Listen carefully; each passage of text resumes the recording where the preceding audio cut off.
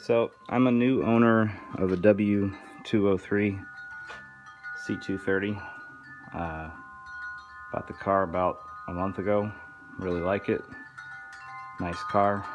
But I've got a common problem that I think affects many of the cars. This is actually a parts car that I bought for its HID headlights, which I swapped over. I'll do a video on how I did that as well. But with this car, a common problem is this, where your multifunction and everything is loose. And what it actually is, this is with the steering wheel all torn off, but you can actually see the collar in there moving. And if you pull this off, this piece here is supposed to be press fit to the steering shaft outside, but it's not. You can see that it turns very, very easily. And that's what allows everything to move. Normally you have to do what I've done here, which is tear the wheel all down, take the clock spring out, take the steering angle sensor out, pull this collar off, and then pull this off, epoxy it, and then put it all back together. But I found a way to do it without having to take anything off. That's what I'm going to show you in this video. What I've actually done on this car to test it, you can see this hole I drilled and tapped for a 1024 screw. And what we're going to do is, with this back on the car, wiring harness in the way. With that back on the car, we are going to drill a 3/8 hole in the plastic right about here.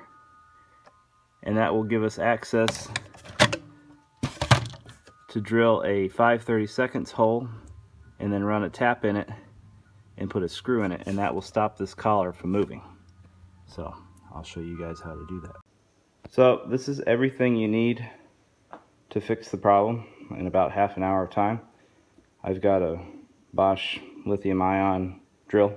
Any drill will work. I like these ones. They're small, they're lightweight, they fit in small spaces. Phillips screwdriver, 3/8 drill bit, and then I had a tap, but I bought this one new so you guys could see the size. It's 1024, or you could use 832, whatever size you want. Then I bought some 1024 by 1/2 inch stainless steel pan head Phillips screws. That's the one that we're going to put into the car. So here's the parts car again. There's the screw. We'll just run this all the way in, and I didn't manage to thread all the way through the column, but it doesn't matter. You just run it in until it gets tight.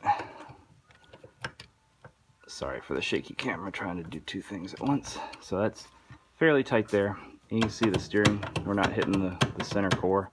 It still turns fine, but now this thing will not move.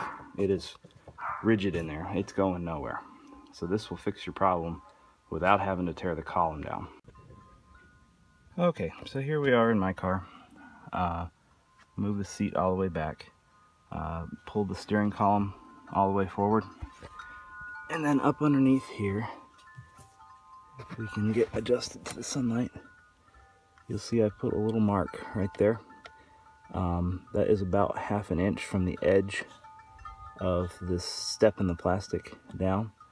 And that's where we're going to drill our hole. Okay, so there's our hole. We've drilled it right where we put our mark. Alright, so sorry for the shadows, but now we've got our 5/32 bit chucked in the drill.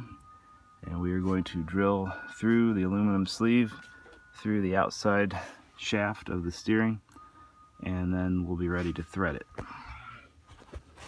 So hopefully you guys can see it right there. Put the drill in there. Don't hold your head under it while you're drilling it unless you want shavings in your eye.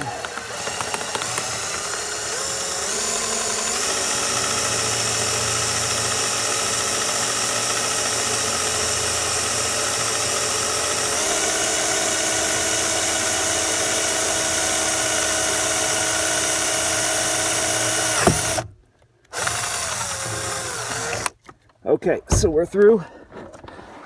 Now we're going to chuck our 1024 tap in our drill. Get it as tight as you possibly can. Poke your dash like I just did. Carefully guide it up into the hole.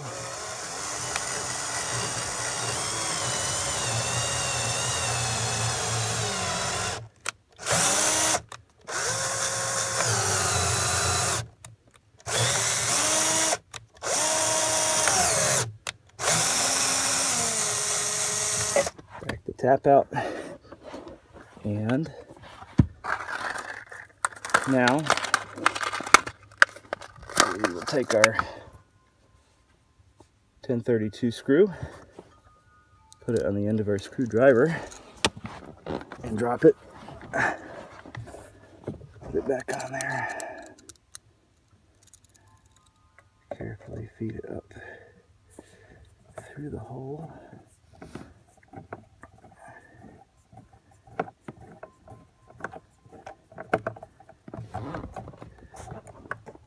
Tighten it down good and tight. Make sure your wheel still turns. If you use too long a screw, you'll hit the shaft and it will not turn. And now, check this out. No more movement. Problem solved in 10 minutes.